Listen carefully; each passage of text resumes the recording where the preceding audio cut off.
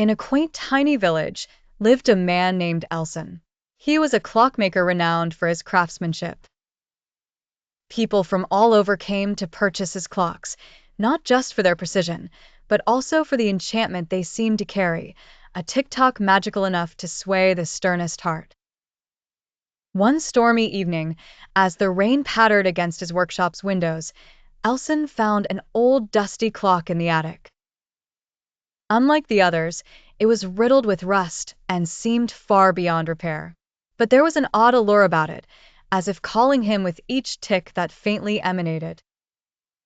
Driven by curiosity, Elson brought it to his workbench and began to scrutinize its mechanisms.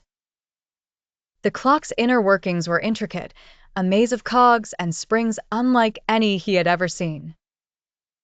Hours turned into days as he meticulously restored its former glory.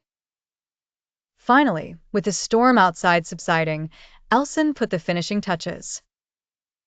As he fixed the last piece, the clock began to chime, its sound rich and melodic.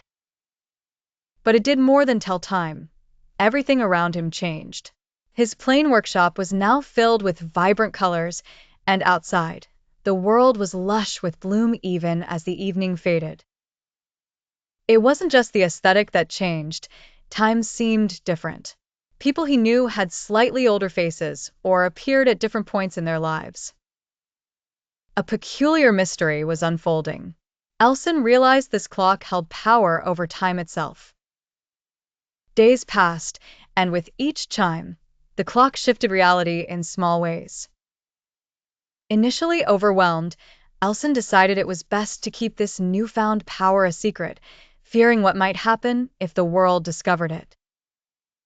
But with great power came temptation, and he couldn't help but use it sparingly, to glimpse a forgotten moment, to rescue a withering bloom, to watch the sunset that had long passed.